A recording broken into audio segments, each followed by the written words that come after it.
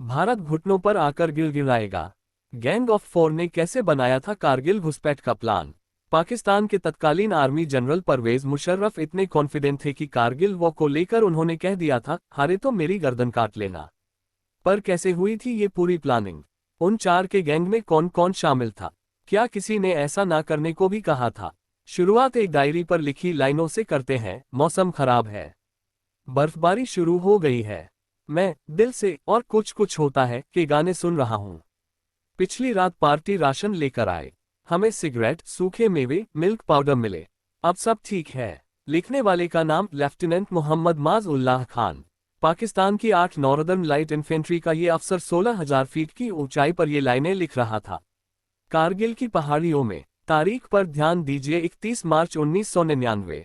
महज 10 दिन पहले पाकिस्तान के वजीर ए आजम नवाज शरीफ भारत से दोस्ती की कस्में खा रहे थे। भारत के प्रधानमंत्री अटल बिहारी वाजपेयी का इस्तकबाल हो रहा था 21 फरवरी के रोज, जब लाहौर में ऐतिहासिक लाहौर डिक्लेरेशन पर दस्तखत हो रहे थे। पाकिस्तानी फौज कारगिल की पीक्स पर बंकर बनाने में लगी थी। साल 2024 की 27 जुलाई को कारगिल विजय के 25 साल पूरे हो रहे हैं। इस सिलसिले में हम बताएंगे कारगिल घुसपैठ की प्लानिंग कैसे हुई थी। परवेज मुशर्रफ किस बात पर इतने कॉन्फिडेंट थे कि उन्होंने कह दिया था, हारे तो मेरी गर्दन काट लेना। नवाज शरीफ को इस प्लानिंग में कैसे जोड़ा गया? कारगिल में घुसपैठ हुई है, ये बात भारतीय जवानों को 3 मई को पता चली। लेकिन ये इस युद्ध का ट्रिगर पॉइंट नहीं था। ट्रिगर तो 1984 में ही दब गया था। सियाचिन से जिन्ना का नाम मिटा दिया। जून 1984 में हुए ऑपरेशन ब्लू स्टार से कुछ दिन पहले बीबीसी के पत्रकार सतीश जेकब ने सिख चरमपंथी नेता जर्नल सिंह भिंडरावाले के साथ 3 घंटे लंबा इंटरव्यू किया। इस इंटरव्यू में जब सतीश ने भिंडरावाले से पूछा कि वो भारत की फौज से कैसे लोहा लेंगे, भिंडरावाले का जवाब था, हमने सारी स्कीम बना ली है। यहाँ से 10 किलोमीटर दूर पाकिस्तान से सटा खालड़ा बॉर्डर है। हम खेतों के रास्ते महज 45 मिनट में पाकिस्तान पहुंच जाएंगे। उनके साथ हमारी समझदारी ठीक है। वहां पहुंचकर हम गुरिल्ला वार शुरू कर देंगे। खालिस्तान आंदोलन को पाक की सरपरस्ती हासिल थी, ये बात भारत की खुफिया एजेंसियों से छिपी नहीं थी। पाकिस्तान की हरकत का जवाब देते हुए भारत ने पाकिस्तान को दुनिया के सबसे ठंडे मोर्चे पर घेर लिया। 13 अप्रैल 1984 को लेफ्टिनेंट जनरल प्रेम नाथ हून के नेतृत्व में कुमाऊं रेजिमेंट की एक पूरी बटालियन सियाचिन पर चढ़ बैठी। इस ऑपरेशन को नाम दिया गया मेघदूत। सियाचिन में पाकिस्तान को मुंह की खानी पड़ी। पाकिस्तान में उस वक्त जनरल जिया उल हक की तानाशाही चल रही थी। वे सियाचिन में मिली हार से झल्लाए हुए थे। उन्होंने फौज को आदेश दिया और 1986 में पाकिस्तानी सेना के स्पेशल सर्विस ग्रुप ने सियाचिन के पश्चिम में मौजूद एक पीक पर कब्जा कर लिया। बड़े फख्र से इसका नाम रखा कायद ए आजम मोहम्मद अली जिन्ना के नाम पर।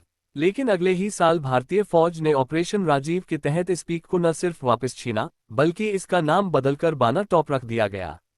कैप्टन बाना सिंह ने 20,000 फीट की ऊंचाई पर 85 डिग्री एंगल की दीवार लांघकर इस पीक को जीतने में अहम भूमिका निभाई थी, जिसके चलते उन्हें परमवीर चक्र से नवाजा गया। मुशर्रफ की एंट्री। सियाचिन और बाना टॉप की लड़ाइयों के बाद भारत और पाकिस्तान सियासी समझौते पर पहुंच गए थे। लेकिन पाकिस्तान का एक ब्रिगेडियर इस हार को पचा नहीं पा रहा था। इनका नाम था परवेज मुशर्रफ। 1987 में जिया ने मुशर्रफ को स्पेशल सर्विस ग्रुप का कमांडर बनाकर सियाचिन मोर्चे की कमान सौंप दी। मुशर्रफ ने जनरल जिया उल हक को सियाचिन पर दोबारा कब्जे में लेने का एक डिटेल प्लान बनाकर दिया। लेकिन जिया रिस्क लेने के मूड में नहीं थे। वो पहले से अफगानिस्तान के मोर्चे पर घिरे हुए थे। उन्होंने इस प्लान को ठंडे बस्ते में डाल दिया। इसके बाद कहानी पहुंचती है साल 1998 तक। नवाज शरीफ पाकिस्तान के वजीर ए आजम बन चुके थे। आर्मी चीफ थे जनरल जहांगीर करामात। अक्टूबर 1997 में करामात ने नवाज को सलाह दी कि पाकिस्तान के 4 सूबों का प्रशासन लोकल सरकारों के हाथ दे दिया जाए। नवाज इस बात पर भड़क कर और सीनियोरिटी के हिसाब से 2 जनरल्स को ओवर पास कर जनरल मुशर्रफ को आर्मी चीफ नियुक्त कर दिया। मुशर्रफ सियाचिन की हार भूले नहीं थे, इसलिए मौका मिलते ही उन्होंने सालों पुराना प्लान अलमारी से निकाला और झाड़ फूंक कर उसे दोबारा अमली जामा पहनाने में जुट गए। 1 साल के अंदर ही मुशर्रफ ने इस प्लान को अंजाम भी दे डाला, वो भी बिना प्रधानमंत्री को बताए। कारगिल प्लान के बारे में नवाज शरीफ को कैसे खबर लगी, ये जानने से पहले एक और घटना का जिक्र जरूरी है। 11 मई 1998 भारत ने पोखरण में न्यूक्लियर टेस्ट को अंजाम दिया और उधर नवाज शरीफ की सांस फूलने लगी। कहते हैं कि नवाज शुरुआत में परमाणु परीक्षण के लिए तैयार नहीं थे। उन्हें अमेरिका की नाराजगी मोल नहीं लेनी थी, लेकिन फिर सऊदी ने पाकिस्तान की पीठ थपथपाई थी। नवाज को लगा कि अगर अमेरिका नाराज भी हो गया तो सऊदी उनके साथ होगा। कई इस्लामिक देश होंगे जो शायद तब उनकी मदद को आगे आए, और इसी बैकग्राउंड में पाकिस्तान ने भी न्यूक्लियर टेस्ट कर लिए। ये तारीख थी 28 मई 1998। इस दिन पाकिस्तान ने 5 न्यूक्लियर टेस्ट किए। 2 दिन बाद उसने फिर से एक छठा टेस्ट भी किया। बलूचिस्तान के चागाई में जब पाकिस्तान ने न्यूक्लियर टेस्ट किया तब नवाज भी वहां मौजूद थे। कोहे पैमा, यहां से कहानी आगे इंटरेस्टिंग हो जाती है। दुनिया के इतिहास में आज तक सिर्फ एक मौका ऐसा आया है जब 2 न्यूक्लियर शक्ति से लैस मुल्क सीधे आमने सामने आए हों। ये कारगिल का युद्ध था। कारगिल में घुसपैठ के पीछे न्यूक्लियर टेस्ट एक अहम वजह थी, क्योंकि पाकिस्तान को लग रहा था चूंकि न्यूक्लियर हथियारों का खतरा है, इसलिए भारत सीधे युद्ध नहीं करेगा। बाद में हालांकि मुशर्रफ ने अपनी आत्मकथा में लिखा था कि जब युद्ध शुरू हुआ, पाकिस्तान न्यूक्लियर लोड मूव करने के काबिल ही नहीं था। बहरहाल कारगिल में घुसपैठ की तैयारी अक्टूबर 1998 से शुरू हुई। स्कर्दू और गिलगित में तैनात फ्रंटियर डिवीजन के जवानों की छुट्टियां रद्द कर दी गईं। Paramilitary force northern light infantry को ऑपरेशन कोहे पैमा के लिए तैयार किया गया। शुरुआत में प्लानिंग थी कि कारगिल के पास एलओसी में जहां जहां गैप्स हैं वहां पाकिस्तान कब्जा कर लेगा, लेकिन फिर एक ऐसी घटना हुई जिसने इस ऑपरेशन का दायरा बढ़ा दिया। नवंबर 1998 की बात है। पाकिस्तान की खुफिया एजेंसियों ने रिपोर्ट दी कि कारगिल सेक्टर में भारतीय फौज की असामान्य हलचल देखी जा रही है। सेना के एक ब्रिगेडियर मसूद असलम को जिम्मा सौंपा गया कि वो जाकर हालात का जायजा लें। जब ये ब्रिगेडियर साहब कारगिल सेक्टर में रेकी करने पहुंचे तो उन्होंने पाया कि भारत की चौकियों पर बर्फ जमी हुई है। वो थोड़ा और आगे गए। मोर्चे पर उनकी एक भी सैनिक से मुठभेड़ नहीं हुई। वापस आकर उन्होंने आर्मी कमांड को ये रिपोर्ट दी। ये रिपोर्ट देखकर मुशर्रफ ने फैसला किया कि कारगिल का जितना संभव होगा उतना इलाका कब्जा लिया जाएगा। प्लान अच्छा था, लेकिन दिक्कत ये थी कि इस बारे में आर्मी के सभी महत्वपूर्ण लोगों को विश्वास में नहीं लिया गया था। यहां तक कि एयरफोर्स और नेवी को भी नहीं बताया गया। सिर्फ 4 लोग थे जो ऑपरेशन कोहे पैमा के बारे में जानते थे। Army chief general Musharraf, chief of general staff general Aziz, 10वीं डिवीजन के corps commander general Mahmood, northern infantry force के इंचार्ज ब्रिगेडियर जावेद हसन। इन चारों की जोड़ी को उस पाकिस्तान आर्मी के भीतर गैंग ऑफ 4 के नाम से जाना जाता था। पाकिस्तान की एक पत्रकार नसीम जहरा की लिखी एक किताब है, नाम है from Kargil to the coup, events that shook Pakistan. इस किताब में जहरा एक मीटिंग का जिक्र करती हैं। 16 जनवरी को इस्लामाबाद में हुई मीटिंग में इन 4 लोगों के अलावा एक और शख्स शामिल थे, director general military operations Tauqir Zia. Kargil operation को लीड करने की जिम्मेदारी इनकी ही थी, लेकिन जनवरी तक इन्हें इस बात का इल्म न हुआ था। मीटिंग में मुशर्रफ ने ऑपरेशन शुरू करने का आदेश दिया। इसके बाद बोले, मान लो अगर प्लान फेल रहा तो क्या होगा। इतना सुनना था कि वहां गर्दनें आगे हो गईं। सबसे पहले ब्रिगेडियर जावेद हसन ने कहा, हुजूर मेरी गर्दन उतार लीजिएगा। हसन ने अभी अपनी बात पूरी भी नहीं की थी कि जनरल महमूद उठे और बोले, आपकी क्यों मेरी गर्दन कटेगी। मुशर्रफ ने ये सब सुना और आखिर में बोले, तुम दोनों की नहीं, आखिर में कटेगी तो मेरी ही गर्दन। नवाज प्लान में शामिल हुए। आर्मी हेडक्वार्टर में जब गर्दन पेश करने का ये सिलसिला चल रहा था, राजनीतिक हलकों में इसका ठीक उल्टा खेल चालू था। अक्टूबर 1998 में नवाज शरीफ और अटल बिहारी वाजपेयी अन जनरल असेंबली मीटिंग के लिए पहुंचे थे। इसी दौरान दोनों की मुलाकात हुई। वाजपेयी पाकिस्तान के साथ रिश्ते सुधारना चाहते थे। उन्होंने प्रस्ताव रखा, भारत और पाकिस्तान के बीच एक बस सेवा शुरू की जाए। नवाज ने तुरंत हामी भर दी। उन्होंने इस बारे में सेना की राय लेना जरूरी नहीं समझा। खैर, तो ये हुआ कि 20 फरवरी 1999 को वाजपेयी बस लेकर लाहौर पहुंचे। लाहौर में एक ऐतिहासिक समझौते पर साइन हुए। नवाज की इस वक्त तक नीयत साफ थी, लेकिन उनसे एक भयंकर चूक हो गई थी। आर्मी की मंजूरी के बिना पाकिस्तान में कुछ नहीं हो सकता था और आर्मी चीफ मुशर्रफ कुछ और ही इरादा बनाए हुए थे। 17 मई 1999 से इस्लामाबाद से कुछ मील की दूरी पर इसी के ओझरी कैंप ऑफिस में एक मीटिंग हुई। इसमें नवाज के अलावा कारगिल गैंग का कोर ग्रुप मुशर्रफ, अजीज खान, महमूद अहमद, जावेद हसन सब मौजूद थे। इसी के डायरेक्टर जनरल जियाउद्दीन बट भी वहीं थे। विदेश मंत्री Sartaj Aziz, northern areas and Kashmir affairs के मंत्री lieutenant general retired Majid Malik, विदेश सचिव शमशाद अहमद को भी बुलाया गया था। इससे पहले भारत की मीडिया में खबरें आ रही थीं कि पाकिस्तानी सैनिकों की देखरेख में कई मुजाहिदीन लॉक पार करके भारत में घुस आए हैं। जब मीटिंग शुरू हुई तो पाकिस्तान के director general of military operations DGMO presentation देने के लिए खड़े हुए।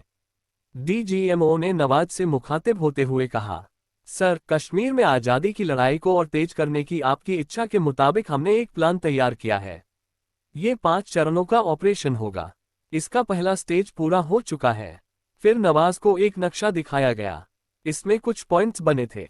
नवाज को बताया गया कि ये जगहें हासिल की जा चुकी हैं। जो मैप दिखाया गया वो टिपिकल सेना वाला था। यहाँ एक बिंदु, वहाँ एक निशान, एक शब्द नहीं लिखा था। ये आम आदमी के पल्ले नहीं पड़ सकता। इसमें लॉक तक साफ साफ नहीं दिखाया गया था। जब नवाज को इसी मैप में भारत और पाकिस्तान की पोजीशंस दिखाई गईं, तो नवाज उनकी सही लोकेशन समझ ही नहीं पाए। ब्रीफिंग में ये जिक्र भी नहीं किया गया कि पाकिस्तानी सेना लॉक क्रॉस करेगी। जाहिर है, नवाज बस ये समझते रहे कि पाकिस्तान घुसपैठ करवाने तक ही सीमित रहेगा। नवाज को बताया गया कि पाकिस्तान ने सामरिक महत्व के कुछ ऊंचाई वाले इलाकों को अपने कब्जे में ले लिया है, लेकिन ये वो इलाके हैं जो अनडिमार्केटेड जोन में आते हैं।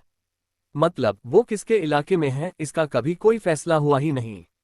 मुशर्रफ ने नवाज से कहा, जनाब, हम ऐसी जगह पहुंच चुके हैं जहां से वापसी नामुमकिन है। मेरा सारा तजुर्बा कहता है कि इस मिशन में जीत की पूरी गारंटी है। अजीज खान अपनी जगह पर खड़े होकर नवाज से बोले, सर, जिन्ना और मुस्लिम लीग की कोशिशों से पाकिस्तान बना। पाकिस्तान बनाने वालों के तौर पर उन्हें हमेशा याद रखा जाएगा। अब अल्लाह ने आपको ये मौका दिया है। भारत के पास कश्मीर का जो हिस्सा है उसे वापस पाने का मौका मिला है आपको। पाकिस्तान के इतिहास में आपका नाम सुनहरे अक्षरों में दर्ज होगा। कश्मीर फतह का कारनामा आप पूरा करके दिखाएंगे। ये बातें सुनकर नवाज की बाछें खिल उठीं। एक ऐसे बच्चे की तरह जिसे अफलातूनी सब्जबाग का भरोसा हो गया हो, नवाज शरीफ बोले, तो आप कश्मीर पर पाकिस्तान का झंडा कब तक फहरा देंगे? जल्द से जल्द, मुशर्रफ ने जवाब दिया। इस ऑपरेशन के लिए हामी भरते वक्त नवाज लाहौर समझौता भी भूल गए थे। विदेश मंत्री सरताज अजीज ने उन्हें इसकी याद दिलाई थी। सरताज ने नवाज से कहा, आपको नहीं लगता कि ये ऑपरेशन लाहौर समझौते के खिलाफ है? इसके जवाब में नवाज बोले, सरताज अजीज साहब, क्या हम कागज पत्थर के सहारे कभी कश्मीर हासिल कर सकते हैं? हमें यहाँ कश्मीर को झटकने का मौका मिल रहा है। प्लान को हरी झंडी दिखाने के बाद मीटिंग से निकलकर नवाज अपनी कार में बैठ गए। Defence secretary lieutenant general retired Iftikhar Ali Khan ने अपनी कार में बैठकर उनका पीछा किया। ये रात के करीब 9 बजे की बात होगी। नवाज अपने घर की लिफ्ट में घुस रहे थे कि उसी समय इफ्तिकार भागते भागते उनके पास पहुंचे। इफ्तिकार ने कहा, सर, मुझे आपसे बात करनी है, बहुत जरूरी है ये। जवाब में नवाज ने कहा, आप कल सुबह बात करिएगा मुझसे। मगर इफ्तिकार ने जिद की। नवाज को उनकी बात सुनने के लिए राजी होना पड़ा। इफ्तिकार ने नवाज से पूछा, क्या सेना ने आपसे लॉक पार करने की इजाजत ली है? इस सवाल पर नवाज चौंक गए। उन्होंने पूछा, क्या सेना ने लॉक पार कर लिया है? तब इफ्तिकार ने उन्हें बताया कि मुजाहिदीन नहीं, बल्कि पाकिस्तानी सेना ने लॉक पार करके भारत के हिस्से में अपनी कई सारी पोस्ट्स बना ली हैं। फिर इफ्तिकार का सवाल था, मियां साहिब, आप जानते हैं न कि लॉक पार करने का अंजाम क्या होगा? और अब जाकर नवाज हैरान हुए। उन्होंने अगले दिन अपने घर पर एक कैबिनेट मीटिंग बुलाई। उन्हें सब कुछ बताया गया। यहाँ जाकर नवाज को समझ आया कि सेना और इसी ने बिना उनसे बात किए, बिना उनकी इजाजत लिए ही जंग छेड़ दी है। नवाज ने मुशर्रफ को तलब किया। करीब 1 घंटे बाद मुशर्रफ नवाज के घर पहुंचे। उस मीटिंग में कुल 3 जन थे, नवाज, मुशर्रफ और डिफेंस सेक्रेटरी इफ्तिकार। नवाज ने सीधे सीधे मुशर्रफ से पूछा, क्या आपने, मतलब पाकिस्तानी सेना ने लॉक लांघा है? मुशर्रफ तुरंत बोले, जी जनाब, हमने लॉक पार किया है। नवाज ने पूछा, किसकी इजाजत से? मुशर्रफ बोले, मेरी अपनी जिम्मेदारी पर। अगर अब आप कहें तो मैं सेना को वापस लौट आने का हुक्म दे दूंगा। और फिर नवाज ने जो कहा और किया वो शायद एक किस्म की मानसिक विक्षिप्तता थी। इफ्तिकार की ओर देखकर नवाज बोले, आपने देखा, इन्होंने अपनी जिम्मेदारी कबूली है। चूंकि सेना सरकार का ही हिस्सा है, सो आज से हम इस ऑपरेशन में सेना की मदद करेंगे। पाकिस्तान का प्लान, जम्मू कश्मीर के 3 हिस्से हैं। एक तो जम्मू, दूसरा कश्मीर घाटी और तीसरा लद्दाख। चूंकि कश्मीर का एक हिस्सा अभी पाकिस्तान के कब्जे में है, तो आप उसको चौथा हिस्सा मान सकते हैं। जम्मू की तरफ से कश्मीर घाटी में घुसने का रास्ता है बानिहाल दर्रा। लद्दाख की ओर से अगर आप घाटी में आए तो आपको जोजिला दर्रा पार करना होगा। डीजीएमओ ने नवाज को बताया, हम मुजाहिदीनों को लद्दाख में घुसाएंगे, वो वहां अपनी गतिविधियां शुरू करेंगे। दूसरी तरफ कई मुजाहिदीन जम्मू में घुसपैठ करेंगे। इनसे निपटने के लिए भारत अपनी फौज लद्दाख और जम्मू की तरफ भेजेगा। उस समय घाटी में भारतीय फौज नाम की ही बची रह जाएगी। यहीं पर शुरू होगा ऑपरेशन का चौथा स्टेज। मुजाहिदीनों के सहारे पाकिस्तान बानिहाल और जोजिला को ब्लॉक कर देगा। इस तरह कश्मीर घाटी को अलग थलग करके पाकिस्तान उस पर कब्जा कर लेगा। डीजीएमओ ने नवाज को लॉलीपॉप थमाया, कहा, घाटी से कट जाने की वजह से भारत की हालत खराब हो जाएगी। वो घुटनों पर आकर पाकिस्तान के सामने गिड़गिड़ाएगा। तब भारत के पास बातचीत के सिवाय कोई और रास्ता नहीं बचेगा। ऐसे में पाकिस्तान उसे अपनी शर्तों पर बात करने को मजबूर कर सकेगा। हालांकि वॉर स्ट्रेटजी के हिसाब से प्लान अच्छा था, लेकिन पूरा नहीं हो पाया। बाद में जो प्लान का पता लगा, भारत की फौज ने इस प्लान को फेल किया। फिर शुरुआत हुई ऑपरेशन विजय की, और अंत में लंबे संघर्ष के बाद भारत की जीत हुई। बहरहाल इसकी कहानी फिर कभी। फिलहाल पाकिस्तान की प्लानिंग के बारे में आपकी क्या राय है, हमें कमेंट बॉक्स में जरूर बताएं।